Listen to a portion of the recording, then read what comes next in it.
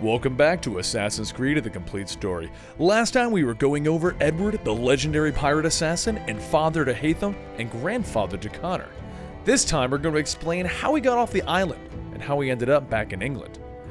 For today's question, I want to get your opinions on a rumor that stated that Ubisoft was considering making a pirate-oriented game that had nothing to do with Assassin's Creed. What do you think? Do you want more pirate games like this, minus the assassins? Or do you have no issues with this game and you felt that it fit in perfectly to the lore? Alright, let's move forward. When we last left off, Edward had received information on Roberts the Sage, but he found himself stranded on an island after Vane's crew mutinied and left the two of them for dead. A few months passed and Vane began to blame everything on Edward. I mean, they wouldn't be there if they hadn't been chasing after Edward's Sage for the observatory anyway. Vane eventually snapped, forcing Edward to disarm him and leave him for dead on the island. Edward then went back to the shore expecting to be alone, only to see a passing fishing boat, which he managed to flag down and escape from the island. As he returned to his ship, he learned that the princess would be docking soon, and he could find Roberts in Africa. It took a few months, but Edward and Adewale managed to find the ship that Roberts was on docked in Africa, where he was being held by the Templars Burgess and Cock Rum. Once freed, Roberts took control of his own ship and agreed to meet with Edwards near the observatory. Roberts led Edward to the observatory and he showed him the way in around the mystical guardians. He convinced Edward to kill each of the guardians and allow his men into the safe area around the observatory. Once they were there though, Roberts killed his own men and had Edward carry a crate of blood vials. Inside, he showed Edward the observatory and explained how it worked. It takes the blood of people in the cubes and shows you what is happening through their eyes. To show an example of this, he put in James Kidd, aka Mary Reed's blood, and Edward was able to see her trying to convince Anne Bonny to join the life of piracy. Edward finally understands how valuable this really is and why the assassins and Templar are both after it.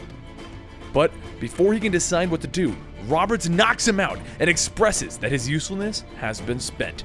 With that, he seals Edward inside. But once Edward comes to, he finds a broken area in the back allowing him to leave. If only he didn't injure himself on the way out. Outside, while bleeding out, Edward stumbles onto the beach and finds Robert standing there with his own men. He tells him that the jackdaw fled when they thought that Edward was dead. With that, Edward passes out from the blood loss. Roberts, always a man of opportunity, decided to cash in on the large bounty on top of Edward's head. This would have been the end of our friend Edward, except that his old assassin friends happened to be coming in to free James Kidd, and could happen to use a little extra help.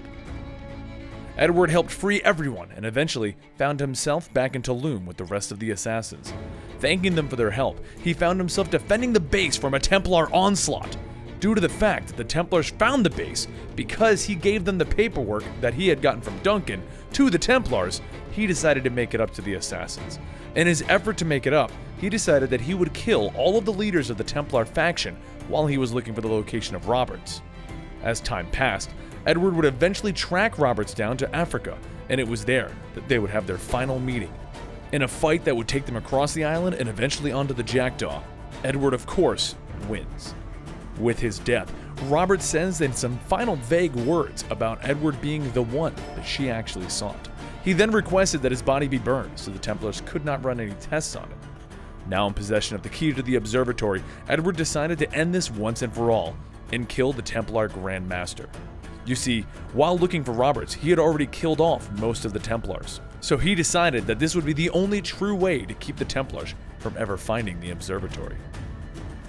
After tracking down another Templar back into the city of Havana, Edward deduced that the Grand Master himself was headed for the observatory at that exact moment.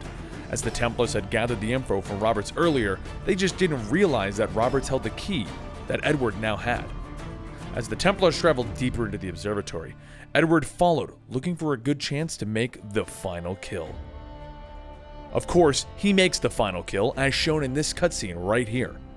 In his final words to Edward, the Grand Master would express that what Edward had ended up with was nothing. In the end, he was a man with nothing. But Edward expressed that killing off the Grand Master and sealing off the observatory would right the wrongs that he had committed, and criticized the Templars for their attempts at controlling humanity. Grand Master then expressed his respect for Edward as he died. With that, Edward decided that he would help finish cleaning up his mess, but first, he needed to go home to Caroline and patch things up finally. It was then that he received a letter. Boy, that's convenient timing for some kind of dramatic moment, isn't it? In which it is stated that not only Caroline died, but Edward in fact had a daughter. Edward then met his daughter at the port, and the two of them sailed back home to England, leaving this life behind. Edward's adventures die down there for many years, and he settles down and begins to raise his daughter and his eventual son, Haytham.